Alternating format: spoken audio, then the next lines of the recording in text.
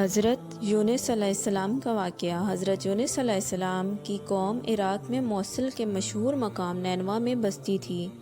ان کی تعداد قرآن کریم میں 1,00,000 سے زیادہ بتائی ہے۔ ان کی ہدایت کے لیے اللہ تعالیٰ نے حضرت یونس علیہ السلام کو مبعوث کیا تو قوم نے ایمان لانے سے انکار کیا۔ پس حق تعالیٰ نے حضرت یونس علیہ السلام کو حکم دیا کہ ان لوگوں کو آگاہ کر دو کہ 3 دن کے اندر اندر تم لوگوں پر عذاب آنے والا ہے۔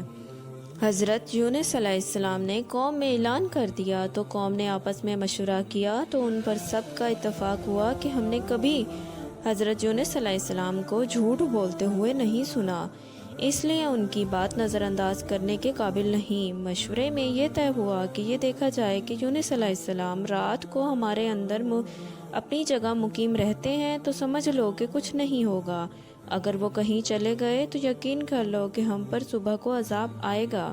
حضرت یونس علیہ السلام رات کو اس بستی میں چلے گئے۔ صبح ہوئی تو عذاب الہی سیاہ دھوئیں اور بادل کی شکل میں ان کے سروں پر منڈلانے لگا اور فضا آسمان سے نیچے ان کے قریب ہونے لگی تو ان کو یقین ہو گیا کہ اب ہم ہلاک ہونے والے ہیں۔ یہ دیکھ کر حضرت یونس علیہ السلام کو تلاش کیا تاکہ ان کے ہاتھ پر مشرف پائیمان ہو جائیں اور پچھلے انکار سے توبہ کر لیں، مگر حضرت یونس علیہ السلام کو نہ پایا تو خود ہی اخلاص نیت کے ساتھ توبہ و استغفار میں لگ گئے۔ بستی سے ایک میدان میں نکل آئے، عورتیں، بچے اور جانور سب اس میدان میں جمع کر دیے گئے۔ ٹاٹ کے کپڑے پہن کر اس میدان میں توبہ کرنے لگے اور عذاب سے پناہ مانگنے کے لیے اس قدر مشغول ہو گئے کہ پورا میدان آہ و بکا میں گونجنے لگا۔ اللہ تعالیٰ نے ان کی توبہ قبول فرمائی اور عذاب ان سے ہٹا لیا۔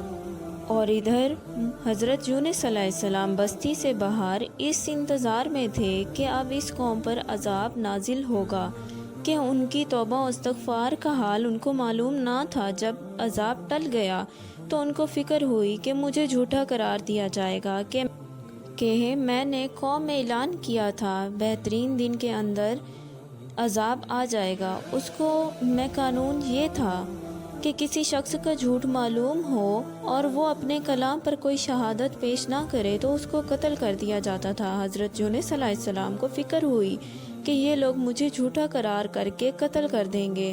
نہیں ہے، انبیاء علیہ السلام ہرگز گناہ اور معصیت سے معصوم ہوتے ہیں مگر انسانی فطرت اور طبیعت سے جدا نہیں ہوتے۔ اس وقت حضرت یونس علیہ السلام کو طبعی طور پر ملال تھا کہ میں نے حکم الہی کا اعلان کیا تھا اور اب میں اعلان کی وجہ سے جھوٹا قرار دیا جاؤں گا۔ اب میں واپس جاؤں تو کس منہ سے جاؤں؟ قوم کے قانون کے مطابق گردن زدنی بنوں۔ اس رنج و غم اور پریشانی کے عالم میں اس شہر سے نکل جانے کا ارادہ کر کے چل پڑے، یہاں تک کہ بحیرہ روم کے کنارے پہنچ گئے۔ وہاں ایک کشتی دیکھی جس پر لوگ سوار ہو رہے تھے۔ پھر حضرت یونس علیہ السلام کو ان لوگوں نے پہچان لیا اور بغیر کسی کرائے کے سوار کر لیا۔ کشتی روانہ ہو کر جب سمندر کے درمیان میں پہنچی، دفعتاً کشتی ٹھہر گئی، نہ آگے جاتی تھی اور نہ پیچھے۔ کشتی والوں نے منادی کی کہ ہماری اس کشتی کی منجانب اللہ کی شان ہے کہ جب اس میں کوئی ظالم، گناہگار یا کوئی بھاگا ہوا غلام سوار ہوتا ہے تو یہ کشتی خود بخود رک جاتی ہے۔ اس شخص کو ظاہر کر دینا چاہیے کیونکہ اس آدمی کی وجہ سے سب ہم مصیبت نہ آئے۔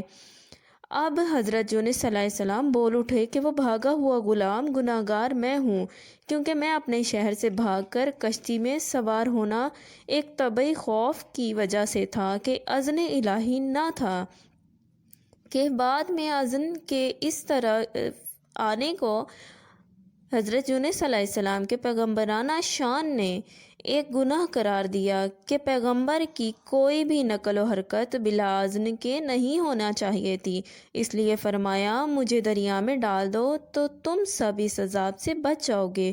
کشتی والے اس بات پر رضامند نہ ہوئے بلکہ انہوں نے قرعہ اندازی کی تاکہ قرعہ میں جس کا نام نکل آئے اس کو سمندر میں ڈال دیا جائے۔ اتفاقاً قرعہ میں حضرت یونس علیہ السلام کا نام نکل آیا۔ لوگوں کو اس پر تعجب ہوا تو کئی مرتبہ قرعہ اندازی کی، ہر مرتبہ بحکم الہی حضرت یونس علیہ السلام کا نام ہی آتا رہا۔ چنانچہ ایک طرف قرآن دازی کی نام نکال کر دریا میں ڈالے جانے کا سامان ہو رہا تھا تو دوسری طرف ایک بہت بڑی مچھلی بحکم خداوندی کشتی کے قریب منہ پھیلائے ہوئے لگی ہوئی تھی کہ یہ دریا میں آئیں اور ان کو اپنے پیٹ میں جگہ دے، جس کو اللہ تعالیٰ نے پہلے سے حکم دے رکھا تھا کہ یونس کا جسم تیرے پیٹ کے اندر رکھا جائے گا، یہ تیری غذا نہیں بلکہ ہم نے تیرے پیٹ کو اس کا مسکن بنا دیا ہے۔ چنانچہ حضرت یونس علیہ السلام دریا میں ڈالے گئے تو فوراً اس مچھلی نے منہ میں لے لیا۔ حضرت یونس علیہ السلام مچھلی کے پیٹ میں 40 روز رہے۔ حضرت یونس علیہ السلام مچھلی کے پیٹ میں گڑ گڑا کر خداوند قدوس سے دعا مانگتے رہے، اے اللہ، تیرے سوا کوئی معبود نہیں، تو مالک ہے، تو پاک ہے، میں ہی ظالموں میں سے تھا۔ اللہ تعالیٰ نے اس دعا کو قبول فرمایا اور بالکل صحیح و سالم حضرت یونس علیہ السلام کو دریا کے کنارے پر ڈال دیا۔ مچھلی کے پیٹ کی گرمی کی وجہ سے ان کے بدن پر کوئی بال نہ رہا تھا۔ اللہ تعالیٰ نے ان کے قریب ایک کدو کی بیل اگا دی جس کے پتوں کا سایہ حضرت یونس علیہ السلام کے لیے ایک راحت بن گئی تھی، اور ایک جنگلی بکری کو اللہ تعالیٰ نے ارشاد فرما دیا تھا کہ وہ صبح شام ان کے پاس آ کھڑی ہوتی اور وہ اس کا دودھ پی لیتے تھے۔ اس طرح حضرت یونس علیہ السلام کو اس لغزش پر تنبیہ ہوئی اور بعد میں ان کی قوم کو بھی ان کا حال معلوم ہو گیا۔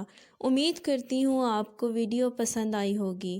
چینل کو سبسکرائب کیجیے گا اور اپنی دعاؤں میں یاد رکھیے گا، اور کمنٹ باکس میں ضرور بتائیے گا آپ کو ویڈیو کیسی لگی۔ اللہ حافظ۔